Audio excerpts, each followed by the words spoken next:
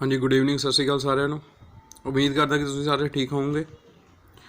अज का जो अपना टॉपिक है वो है जी नैटवर्क कनैक्टिविटी के उपर कि जो नैटवर्क कनैक्शन होंगे उन्होंने की चीज़ां यूज़ होंदियां। अज आप network interface card and hub बारे स्टडी करांगे। ठीक है, जो लाइनस नूं मैं अंडरलाइन किया होया वो काफ़ी इंपॉर्टेंट है।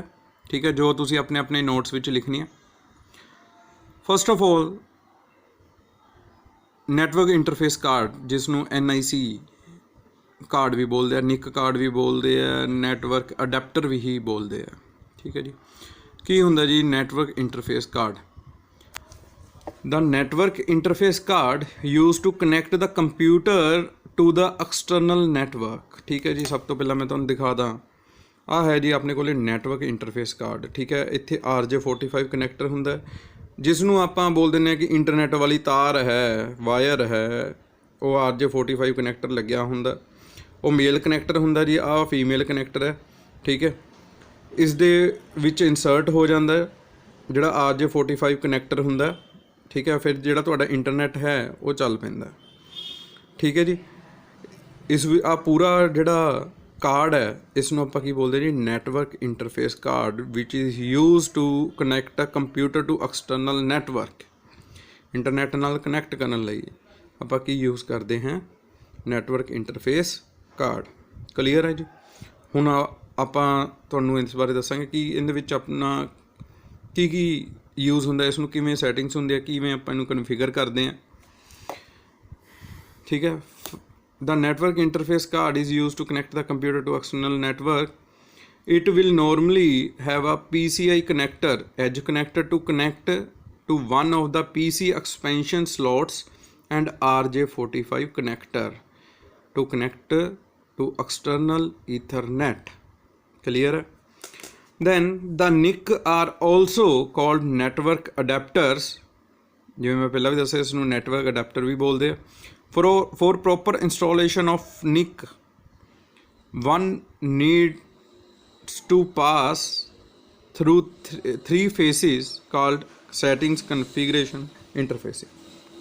ठीक है जी, तीन दे पार्ट है कि जिवें अगर आप इसनूं इंस्टॉल करना है निक नूं, NIC नैटवर्क इंटरफेस कार्ड नूं, setting, configuration, interfacing. Then setting की है, before connecting the network interface card in the network, it needs of certain parameters like IRQ, input output address, ठीक है, DMA, direct memory access, shared memory address। ठीक है जी, setting are performed according to the need of network। जिवें अपना कोई network है उस दे according जो सैटिंग्स है आपां उस दे अकॉर्डिंग इसनूं लगाना है अपने नैटवर्क दे जो अपनी रिक्वायरमेंट है उस दे हिसाब नाल जिहड़ा निक है उसनूं इंस्टॉल करांगे। क्लीयर है जी। फस्ट पार्ट अपना सैटिंग हो गया कि आपां नूं रिक्वायरमेंट की है। दैन कन्फिगरेशन दे विच की आ जांदा, the configuration involves hardware and software configuration, hardware ते सॉफ्टवेयर। ठीक है, द हार्डवेयर कन्फिगरेशन दे विच की आ जांदा भी इहदे विच लग्या की है।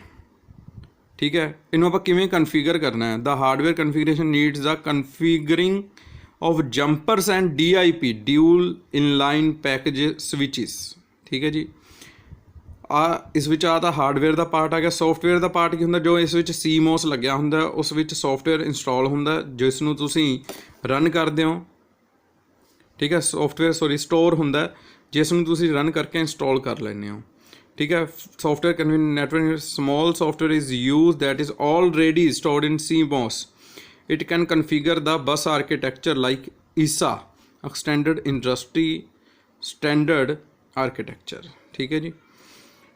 दैन इंटरफेसिंग, जदों तुसीं हार्डवेयर लगाता, ठीक है, कनैक्शन कर ले, दैन सॉफ्टवेयर इंस्टॉल कर लिया, उस तो बाद की आंदा जी इंटरफेसिंग। ठीक है, जिहड़ा अपना किहड़े नैटवर्क नूं आपां इहदे नाल अटैच करना है, मतलब जिहड़ा इसदा ड्राइवर हुंदा उसनूं इंस्टॉल करना। Once the setting of parameter and configuring of card is done, it is ready to interfacing.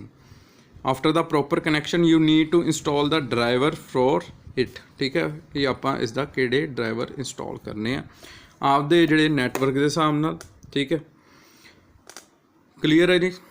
ਆ ਸਾਰਾ ਕੁਝ ਸੀਗਾ ਜੀ ਆਪਣੇ ਕੋਲੇ ਨਿਕ ਬਾਰੇ। ਨਿਕ ਨੈਟਵਰਕ ਇੰਟਰਫੇਸ ਕਾਰਡ ਹੋ ਗਿਆ। ਠੀਕ ਹੈ, ਦੈਨ ਇਹਦੇ ਵਿੱਚ 3 ਚੀਜ਼ਾਂ ਆ ਗਈਆਂ ਇਸ ਨੂੰ ਇੰਸਟਾਲ ਕਰਨ ਲਈ: ਸੈਟਿੰਗਸ, ਕਨਫੀਗਰੇਸ਼ਨ ਐਂਡ ਇੰਟਰਫੇਸਿੰਗ। ਕਲੀਅਰ ਹੈ। ਉਸ ਤੋਂ ਬਾਅਦ ਜੋ ਆਪਣਾ ਨੈਕਸਟ ਟੌਪਿਕ ਹੈ ਹੱਬ, ਬਹੁਤ ਹੀ ਇੰਪੋਰਟੈਂਟ ਐਂਡ ਵਧੀਆ ਟੌਪਿਕ ਹੈ ਹੱਬ, HUB। ਹੱਬ ਦਾ ਮਤਲਬ ਕੀ ਹੈ? ਆ ਆਪਣੇ ਕੋਲ ਇੱਕ ਹੱਬ ਹੁੰਦੀ ਹੈ। ਠੀਕ ਹੈ, ਇਸ ਵਿੱਚ ਆਹ ਵਾਲਾ ਪੋਰਟ ਕੀ ਹੋ ਗਿਆ? ਰਿਸੀਵਿੰਗ ਪੋਰਟ ਹੋ ਗਿਆ। ਆ ਸਾਰੇ ਪੋਰਟ ਹੁੰਦੇ ਆ RJ45 ਪੋਰਟ ਹੀ ਹੁੰਦੇ ਆ। ਠੀਕ ਹੈ, ਆਹ ਹੱਬ ਹੋ ਗਈ ਹੈ। ਇਸ ਵਿੱਚ ਆ ਰਿਸੀਵਿੰਗ ਪੋਰਟ ਹੋ ਗਿਆ, ਇੱਕ ਇਹਦੇ ਵਿੱਚ ਰਿਸੀਵਿੰਗ ਹੋ ਗਿਆ ਪੋਰਟ, 3 ਟਰਾਂਸਮਿਟਿੰਗ ਪੋਰਟ ਹੁੰਦੇ ਆ। ਠੀਕ ਹੈ, ਅਗਰ ਜੇ ਮੈਂ ਬੋਲਦਾ ਕਿ ਮੇਰੇ ਕੋਲੇ 4 ਆ, ਜਿਵੇਂ ਜਿਹੜੀ ਤੁਸੀਂ ਦੇਖ ਰਹੇ ਹੋ, ਠੀਕ ਹੈ ਜੀ, ਆਪਣੇ ਕੋਲੇ ਆ 4 ਪੋਰਟ ਹੱਬ ਹੈ। 4 ਪੋਰਟ ਦੇ ਵਿੱਚ 1 ਤਾਂ ਰਿਸੀਵਿੰਗ ਹੋ ਗਿਆ, ਇਹਦੇ ਵਿੱਚ ਅੱਗੇ ਕਿੰਨੇ ਕਨੈਕਸ਼ਨ ਹੋ ਸਕਦੇ ਆ? 3 ਕਨੈਕਸ਼ਨ ਹੋ ਸਕਦੇ ਆ। ਕਲੀਅਰ ਹੈ ਜੀ। ਇਸ ਨੂੰ ਆਪਾਂ ਕੀ ਬੋਲਦੇ ਆ? ਹੱਬ। ਇਸ ਵਿੱਚ ਮੇਨ ਇੰਟਰਨੈਟ ਦੀ ਵਾਇਰ ਇੱਥੇ ਆ ਜਾਊਗੀ, ਉਸ ਤੋਂ ਅੱਗੇ 3 ਵਾਇਰਸ ਹੈ ਉਹਦੇ ਵਿੱਚੋਂ ਨਿਕਲ ਜਾਣਗੀਆਂ। ਠੀਕ ਹੈ, ਆ ਆਪਣੇ ਕੋਲ ਆ 4 ਪੋਰਟ ਹੁੰਦੇ ਆ, 8 ਪੋਰਟ ਵੀ ਆਉਂਦੇ, 16 ਵੀ ਆਉਂਦੇ, 24 ਵੀ ਆਉਂਦੇ ਆ। ਠੀਕ ਹੈ, ਅਲੱਗ-ਅਲੱਗ ਆਪਣੀ ਰਿਕੁਆਇਰਮੈਂਟ ਦੇ ਹਿਸਾਬ ਨਾਲ ਆਪਾਂ ਹੱਬ ਹੈ ਜਿਹੜਾ ਉਹਨਾਂ ਨੂੰ ਯੂਜ਼ ਕਰ ਸਕਦੇ ਹਾਂ। ਠੀਕ ਹੈ ਜੀ। ਇਹਦੀ ਐਡਵਾਂਟੇਜ ਕੀ ਹੈਗੀ ਹੈ? Easy to install and low cost.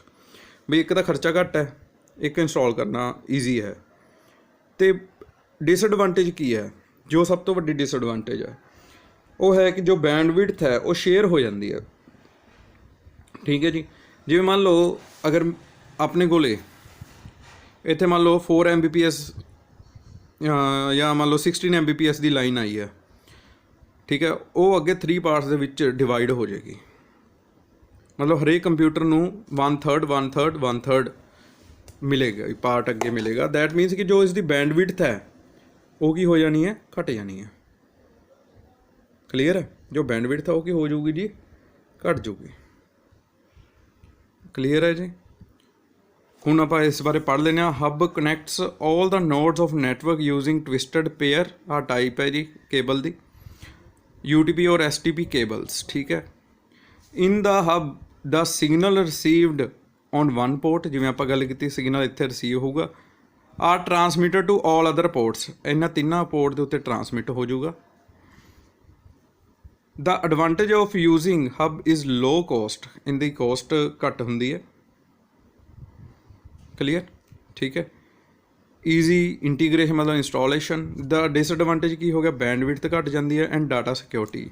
ਠੀਕ ਹੈ ਜੀ। ਡਾਟਾ ਕੋਈ ਵੀ ਤੁਹਾਡਾ ਇੰਟਰਪਟ ਕਰ ਸਕਦਾ ਹੈ। ਠੀਕ ਹੈ, ਇੰਟਰਸੈਪਟ ਕਰ ਸਕਦਾ ਹੈ। Then need of hub. Need of hub ਕਿਉਂ ਹੈ? ਕਿ ਜੇ ਮੰਨ ਲਓ ਆਪਣੇ ਕੋਲ ਸਿਰਫ 2 ਹੀ ਕੰਪਿਊਟਰ ਹੈ, 2 ਤਾਂ ਕੰਪਿਊਟਰ ਆਪਣੇ ਆਪ ਅਟੈਚ ਹੋ ਜਾਣਗੇ ਇੰਟਰਨੈਟ ਨਾਲ, connect to computer to each other directly ਹੋ ਜਾਣਗੇ। ਬਟ ਮੰਨ ਲਓ ਜੇ ਆਪਣੇ ਕੋਲ 3 ਕੰਪਿਊਟਰ ਹੈ, ਆਪਾਂ ਉਹਨਾਂ ਨੂੰ ਅਟੈਚ ਕਰਨਾ ਇੱਕ ਦੂਸਰੇ ਨਾਲ, ਫਿਰ ਆਪਾਂ ਨੂੰ ਕੀ ਯੂਜ਼ ਕਰਨਾ ਪਊਗਾ? ਹੱਬ ਯੂਜ਼ ਕਰਨੀ ਪਊਗੀ।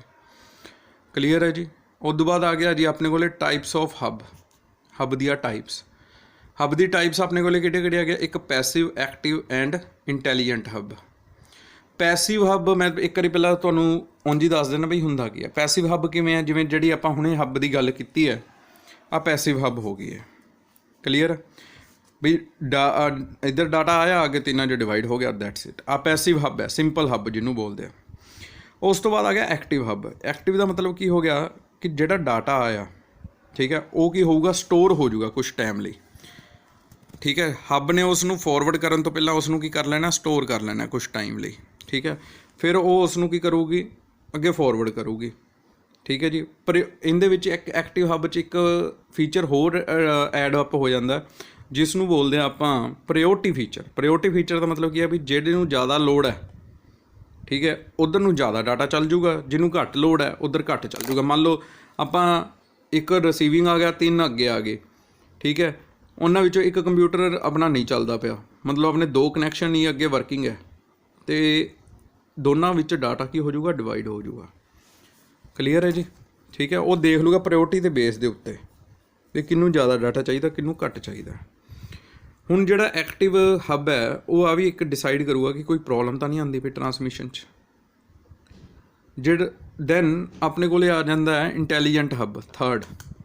ਹੁਣ ਜਿਹੜਾ ਐਕਟਿਵ ਹਬ ਨੇ ਤਾਂ ਦੇਖਿਆ ਸੀਗਾ ਵੀ ਪ੍ਰੋਬਲਮ ਤਾਂ ਨਹੀਂ ਆਉਂਦੀ ਪਈ ਕੋਈ, ਠੀਕ ਹੈ। ਇੰਟੈਲੀਜੈਂਟ ਹਬ ਕੀ ਹੋਊਗਾ, ਉਹ ਉਸ ਪ੍ਰੋਬਲਮ ਨੂੰ ਠੀਕ ਕਰਨਾ ਵੀ ਮਤਲਬ ਦੱਸ ਸਕਦਾ, ਉਸ ਨੂੰ ਠੀਕ ਵੀ ਕਰੂਗਾ, ਇੰਟੈਲੀਜੈਂਟ ਹਬ ਹੈ। ਕਲੀਅਰ। ਪੈਸਿਵ ਹਬ ਕੀ ਹੋ ਗਿਆ, as a name suggest passive hub are ones which does not provide any additional feature, ਕੋਈ ਐਡੀਸ਼ਨਲ ਫੀਚਰ ਨਹੀਂ ਹੈਗਾ, ਠੀਕ ਹੈ, ਬਸ just as an interface between the topology, ਠੀਕ ਹੈ, ਬਸ ਡਾਟਾ ਆਇਆ ਅੱਗੇ ਡਿਵਾਈਡ ਕਰਤਾ, ਦੈਟਸ ਇਟ। ਐਕਟਿਵ ਹਬ ਕੀ ਹੋ ਗਿਆ, active hub come with various feature such as receiving the signal from the input port and storing, ਠੀਕ ਹੈ ਬਈ, ਸਟੋਰਿੰਗ ਕੀਤੀ ਹੈ ਦੈਨ ਉਸ ਨੂੰ ਕੀ ਕਰੂਗਾ ਜੀ, ਫੋਰਵਰਡ ਕਰੂਗਾ, ਠੀਕ ਹੈ। ਅਤੇ this feature allow the hub to monitor the data it is forwarding, ਵੀ ਜਿਹੜਾ ਡਾਟਾ ਫੋਰਵਰਡ ਕਰ ਰਿਹਾ ਉਸ ਨੂੰ ਵੀ ਉਹ ਦੇਖ ਸਕਦਾ ਵੀ ਉਹ ਕਿਹੋ ਜਿਹਾ ਡਾਟਾ ਫੋਰਵਰਡ ਕਰ ਰਿਹਾ, ਠੀਕ ਹੈ ਜੀ। Then some hubs with the feature that helps in transmitting data that has higher priority before the data has lower priority, ਇਹਦਾ ਮਤਲਬ ਜਿਹੜਾ ਹਾਇਰ ਪ੍ਰਾਇਓਰਟੀ ਦਾ ਡਾਟਾ ਹੈ, ਹਾਈ ਪ੍ਰਾਇਓਰਟੀ ਦਾ, ਉਸ ਨੂੰ ਪਹਿਲਾਂ ਟਰਾਂਸਮਿਟ ਕਰੂਗਾ, ਦੈਨ ਕੀ ਕਰੂਗਾ ਜੀ, ਲੋਅਰ ਪ੍ਰਾਇਓਰਟੀ ਡਾਟਾ ਨੂੰ ਟਰਾਂਸਮਿਟ ਕਰੂਗਾ, ਠੀਕ ਹੈ ਜੀ। ਦੈਨ ਆਪਾਂ ਗੱਲ ਕਰਾਂਗੇ ਇੰਟੈਲੀਜੈਂਟ ਹਬ ਦੀ। ਇੰਟੈਲੀਜੈਂਟ ਹਬ ਕੀ ਹੋ ਗਿਆ, an intelligent hub provides all the features of passive and active, passive active ਦੇ ਤਾਂ ਹੋਣਗੇ ਫੀਚਰ ਸਾਰੇ। it also provides some features which help in managing the network resources effectively and efficiently, ਠੀਕ ਹੈ। intelligent hub help in improving the performance of network LAN that you are using, ਠੀਕ ਹੈ ਜੀ, improve ਹੋਊਗੀ performance ਕਿਉਂਕਿ ਜੇ efficiently ਉਸ ਨੂੰ ਯੂਜ਼ ਕਰੋਗੇ ਤਾਂ, ਠੀਕ ਹੈ, ਡੈਫੀਨੇਟਲੀ ਉਸ ਦੀ ਜਿਹੜੀ ਇੰਪਰੂਵਮੈਂਟ ਹੋਊਗੀ ਜਿਹੜੀ ਉਸ ਦੀ ਪਰਫੋਰਮੈਂਸ ਦੀ। ਉਸ ਤੋਂ ਬਾਅਦ ਜੇ ਕੋਈ ਪ੍ਰੋਬਲਮ ਆਉਂਦੀ ਹੈ, ਐਕਟਿਵ ਨੇ ਤਾਂ ਦੇਖੋ ਆ ਲਿਖਿਆ ਹੋਇਆ, as an active hub helps in finding out where the problem persist, ਮਤਲਬ ਐਗਜ਼ਿਸਟ ਕਰ ਰਹੀ ਹੈ, ਠੀਕ ਹੈ, ਪਰਸਿਸਟ ਦੀ ਜਗ੍ਹਾ ਤੁਸੀਂ ਐਗਜ਼ਿਸਟ ਕਰ ਲਿਖ ਸਕਦੇ ਹੋ, ਠੀਕ ਹੈ। ਇੰਟੈਲੀਜੈਂਟ ਹਬ ਕੀ ਕਰੂਗਾ, ਉਸ ਪ੍ਰੋਬਲਮ ਨੂੰ ਕੀ ਕਰੂਗਾ ਜੀ, ਆਪਣੇ ਆਪ ਫਾਈਂਡ ਆਊਟ ਕਰੂਗਾ ਅਤੇ ਡਾਇਗਨੋਸ ਕਰੂਗਾ, ਫਿਕਸ ਕਰੂਗਾ। ਕਲੀਅਰ ਹੈ, ਠੀਕ ਹੈ ਜੀ। ਆਪਣੇ ਕੋਲ ਯਾਰ 3 ਟਾਈਪ ਦੇ ਹਬ ਸੀਗੇ, ਪੈਸਿਵ, ਐਕਟਿਵ ਐਂਡ ਇੰਟੈਲੀਜੈਂਟ ਹਬਸ, ਠੀਕ ਹੈ। ਬਸ ਇੰਨਾ ਹੀ ਕਰਨਾ ਜੀ ਤੁਸੀਂ, ਕਲੀਅਰ ਹੈ। ਆਹ ਹੱਬ ਬਾਰੇ ਹੋ ਗਿਆ, ਆਹ ਵਾਲੇ ਜੋ ਨੋਟਸ ਹੈ ਮੈਂ ਤੁਹਾਨੂੰ ਵਟਸਐਪ ਕਰ ਦੂੰਗਾ ਸਭ ਨੂੰ, ਅਤੇ ਜੋ ਤੁਹਾਡੀ ਨੈਕਸਟ ਅਸਾਈਨਮੈਂਟ ਹੋਏਗੀ network interfacing card and hub, clear ਹੈ ਜੀ, ਠੀਕ ਹੈ ਜੀ। ਅੱਜ ਲਈ ਬਹੁਤ ਹੈ, ਅਗਲੇ ਜੋ ਆਪਣਾ ਕਲਾਸ ਹੋਏਗੀ ਉਸ ਵਿੱਚ ਆਪਾਂ ਰੂਟਰਸ ਐਂਡ ਸਵਿਚਸ ਬਾਰੇ ਡਿਸਕਸ ਕਰਾਂਗੇ, ਠੀਕ ਹੈ। Thank you, take care.